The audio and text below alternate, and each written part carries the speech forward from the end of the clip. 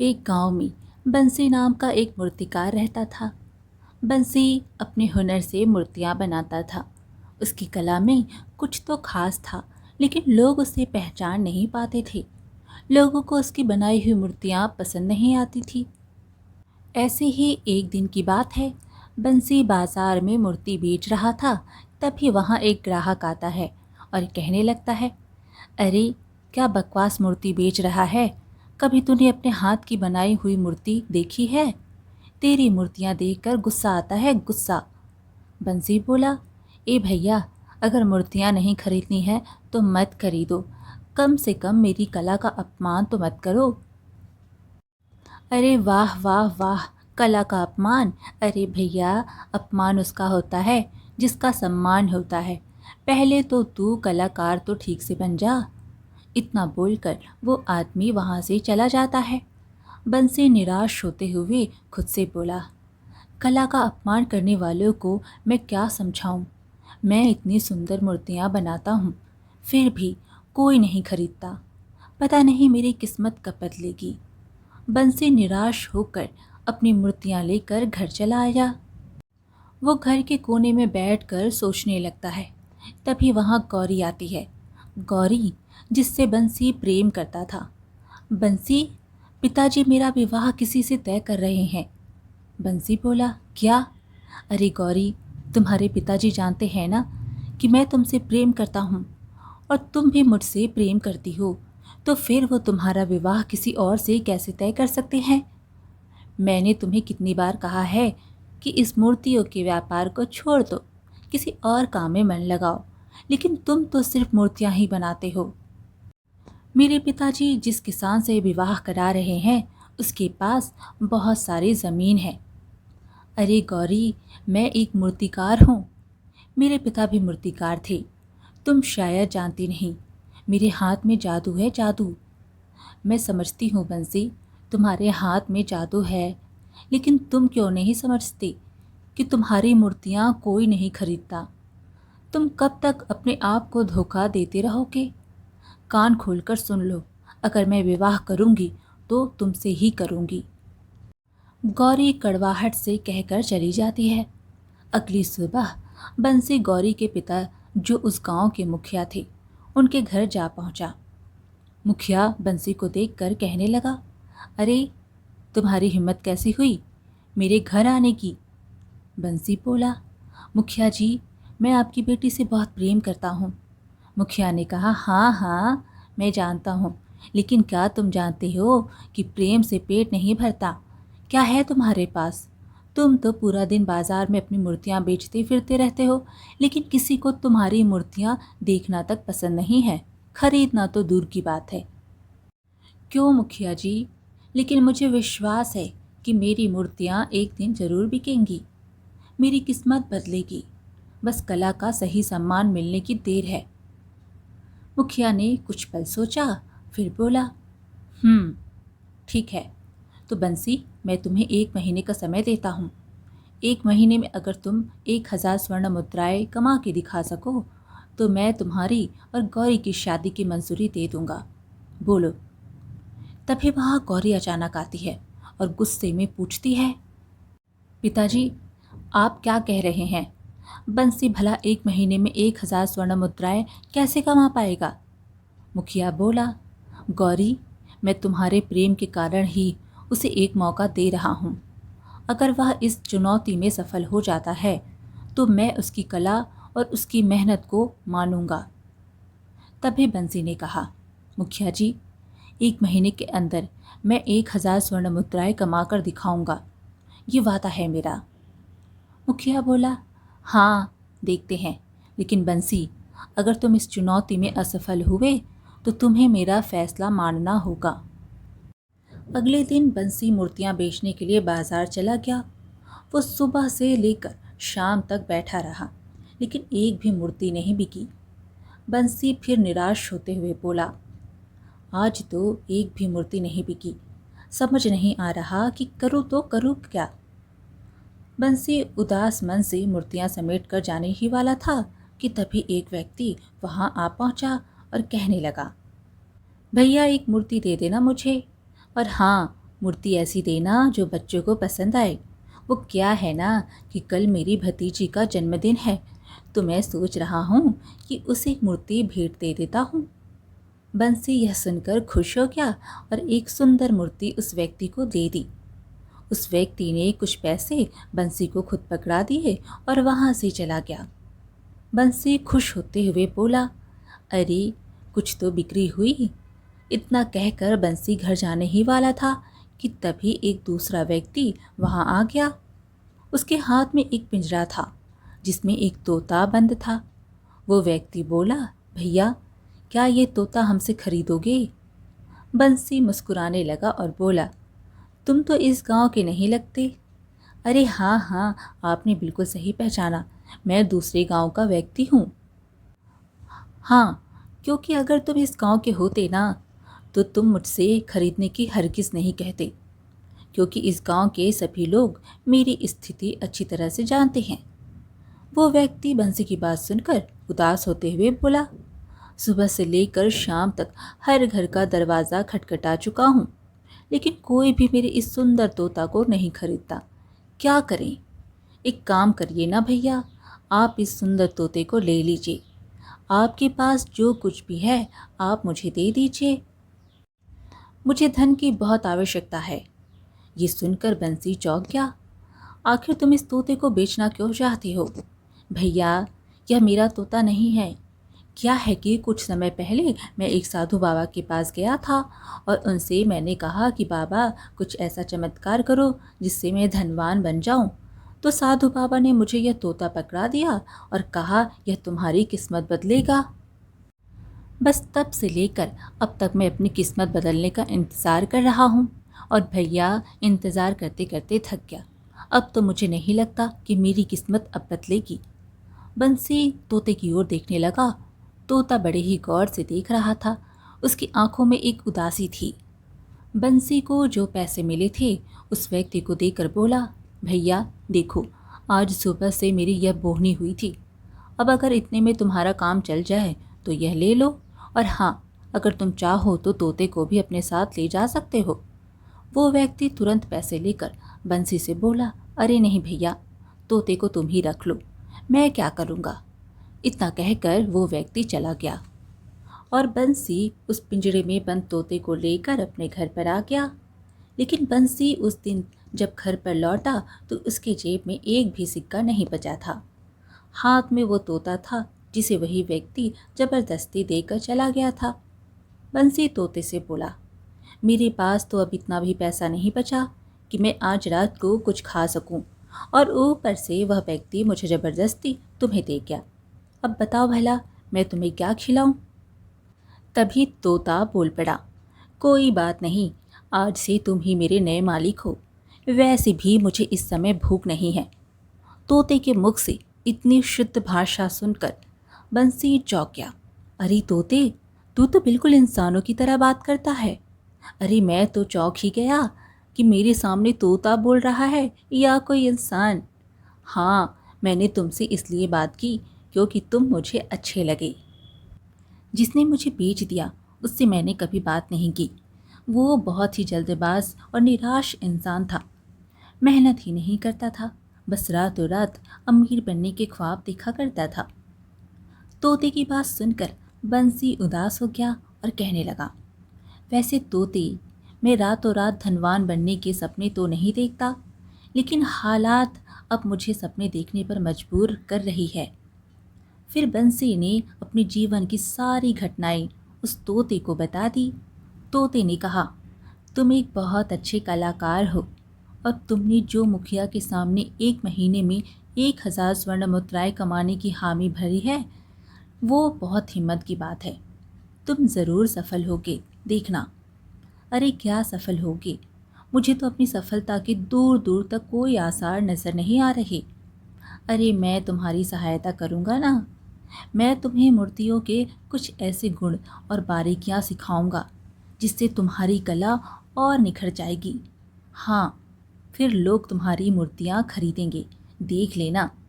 क्या तोते, मतलब तू मूर्तियाँ बनाने की बारीकियाँ भी जानता है? हाँ बिल्कुल। अच्छा, एक बात बता, साधु ने तुझे उस व्यक्ति को क्यों दे दिया था? साधु की बात साधु ही जाने, मुझे नहीं पता। अगले दिन सुबह होते ही तोता बंसी को मूर्तियों की कुछ बारीकियों के बारे में बताने लगा। बंसी ने ध्यान से उसे सुना और कुछ ही देर में एक सुंदर मूर्ति तैयार हो गई। अरे वाह वाह, यह तो पहले से भी ज़्यादा सुंदर बन गई। हाँ, मैंने तुमसे कहा था ना, मैं तुम्हें कुछ सिखाऊंगा। चलो अब बाजार चलते हैं। बंसी और तोता मिलकर वो मूर्ति लेकर बाजार गए। कुछ देर में एक ग्राहक आया जिसने अच्छे दामों में वो मूर्ति खरीद ली। खुश होकर बंसी घर लौटा और एक अच्छा भोजन बनाया। कुछ भोजन तोते के सामने रखते हुए बोला, अरे ये लो तोते, थोड़ा तुम खाओ, थोड़ा मैं खाता हूँ। आज की कमाई तुम्हारी वजह से हुई है। मैंने तो बस तुम्हें थोड़ी सी बारीकियाँ बताई हैं, आगे आगे देखो होता है क्या। हाँ हाँ, अब तो मुझे विश्वास होने लगा है कि मेरी किस्मत ज़रूर बदलेगी। उस दिन के बाद तोता रोज बंसी को मूर्तियाँ बनाने की नई नई बारीकियाँ सिखाने लगा। बंसी की कला निखरती गई और कुछ ही दिनों में उसकी आमदनी अच्छी हो गई। एक दिन बंसी उदास बैठा गहरी सोच में डूबा था।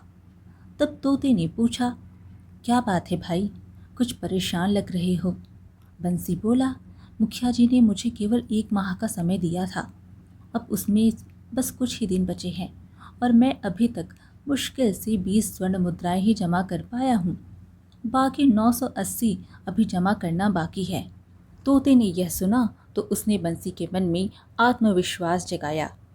तुम चिंता मत करो, मैं तुम्हें एक उपाय बताता हूँ।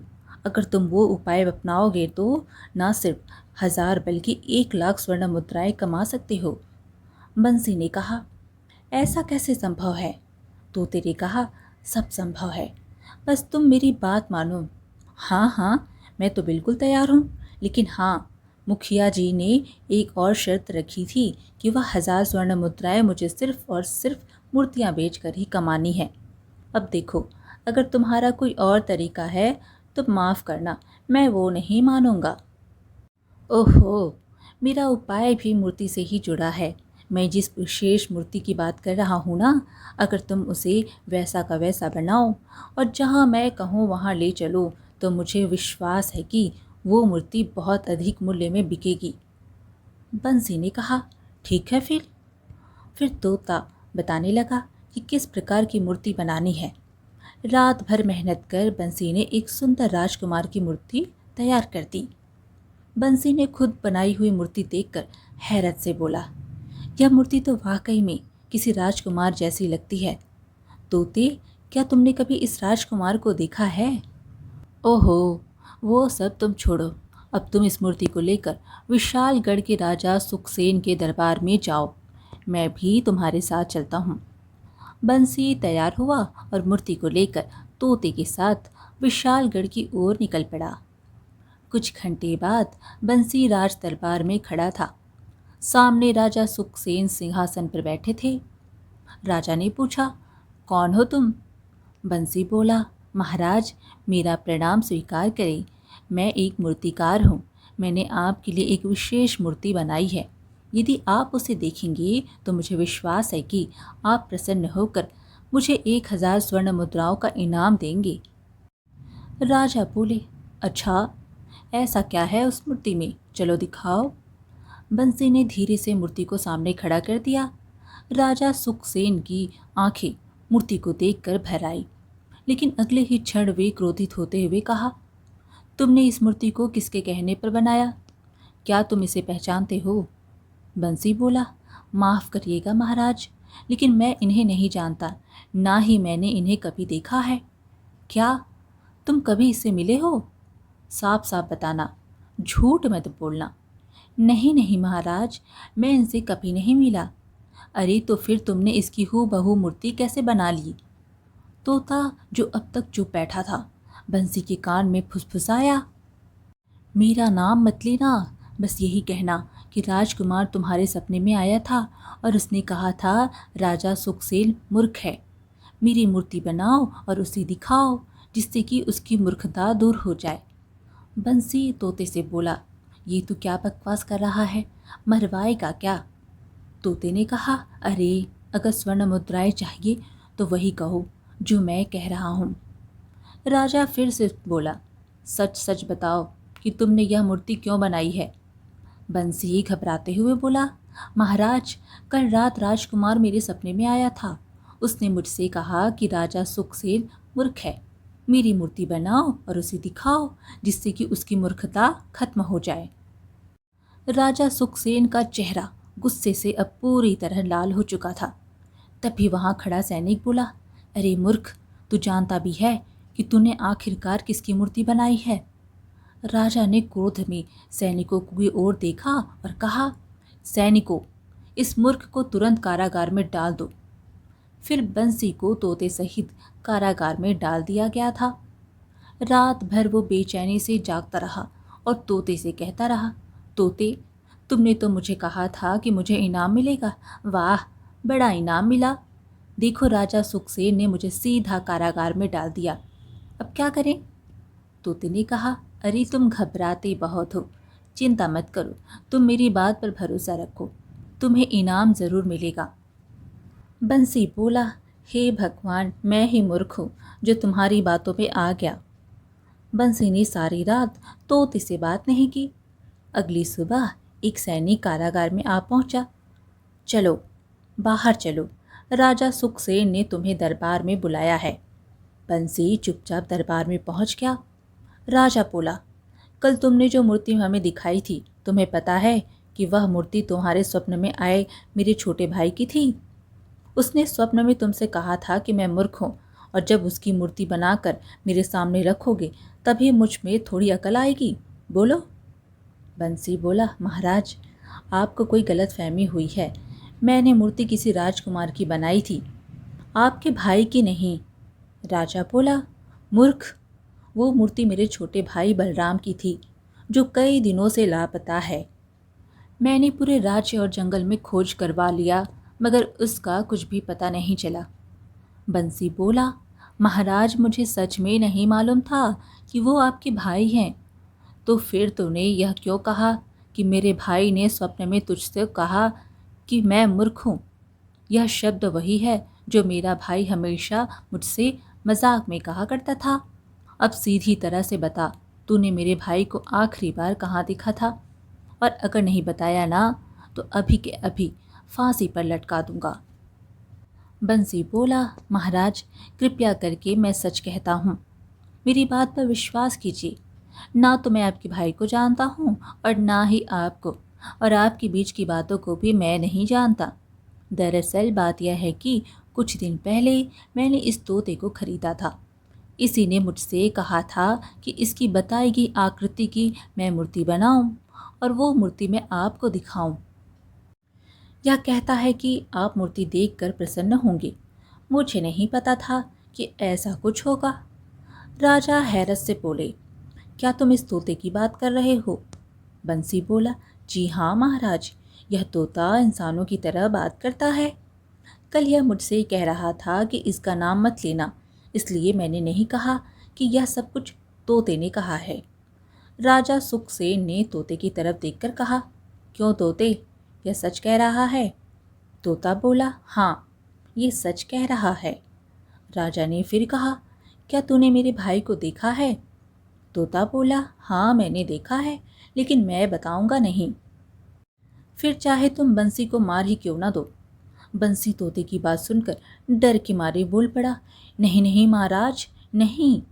राजा गुस्से से बोला, बस, बहुत हो गया मूर्ख तोते, मैं तुझे एक अंतिम मौका देता हूँ। बता, तूने मेरे भाई को कहाँ देखा है? बोल। तोते ने कहा, मूर्ख मैं नहीं, मूर्ख तू है। तुझसे बड़ा मूर्ख इस संसार में नहीं है, मूर्ख कहेगा। ये सुनते ही राजा सुखसेन ने तलवार निकाल ली और तोते पर वार कर दिया। उसी क्षण रंग बिरंगे प्रकाश में तोता गायब हो गया और एक सुंदर राजकुमार प्रकट हो गया। राजा सुखसेन हैरत से बोला, बलराम, यह सब क्या था? राजकुमार बलराम ने कहा, बड़े भाई, श्राप से मुक्त होने का यही एकमात्र उपाय था। दरअसल बात कुछ समय पहले की है।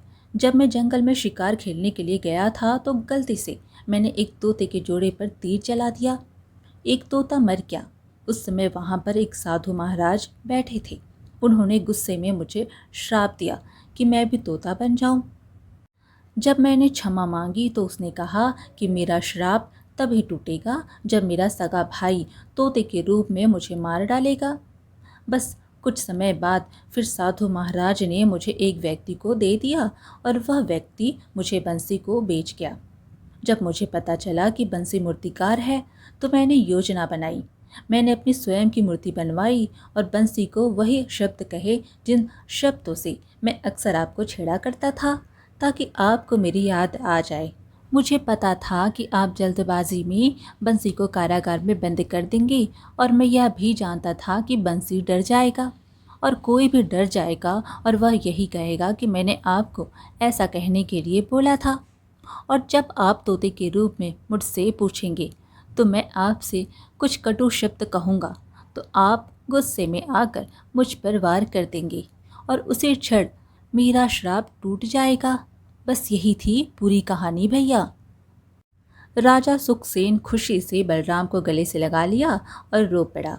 मेरे भाई, मेरे भाई, मैं सच में मूर्ख था।